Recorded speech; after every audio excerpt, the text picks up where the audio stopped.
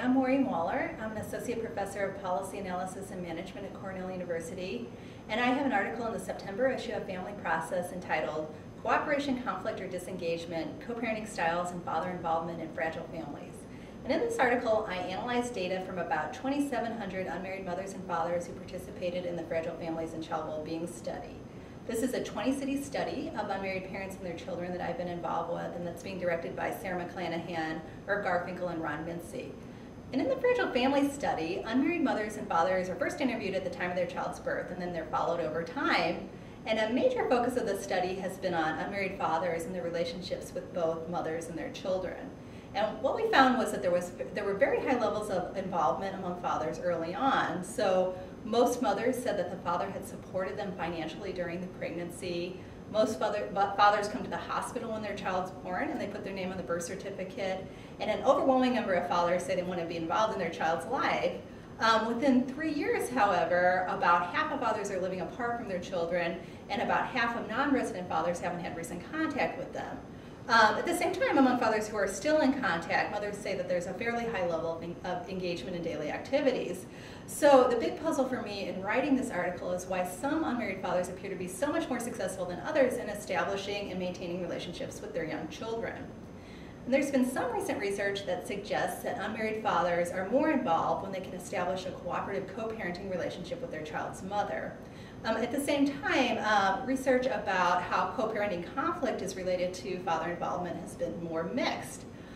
In the 1990s, Eleanor Maccabee and John Mnookin described 4 different styles of co-parenting that they observed among divorced couples, which they labeled cooperative, conflicted, disengaged, and mixed. So I wanted to look at not only how cooperative styles of co-parenting emerged between unmarried parents in the first 3 years of having a child together, but how other styles of co-parenting also emerged and were linked to father involvement.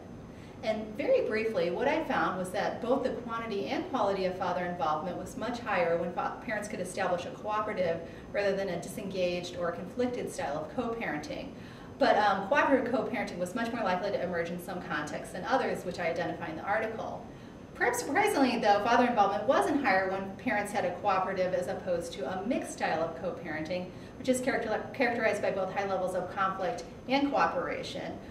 Indicating that when parents can work together and support each other's parenting efforts, even if they're arguing frequently, that fathers remain more involved.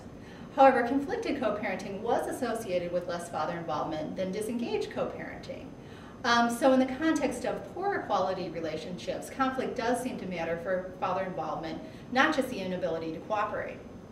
So one of the major advantages of using these data is that you can look at co-parenting and father involvement in a nationally representative sample of unmarried parents. At the same time, there are some limitations of the measures used in the study related to co-parenting, especially conflicted co-parenting.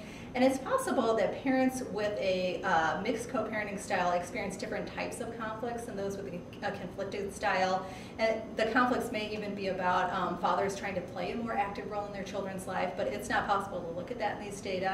So the article concludes by raising this and other questions for future research, as well as discussing some of the implications of this research for programs that are trying to enhance unmarried parents' co-parenting skills by focusing on these different styles of co-parenting.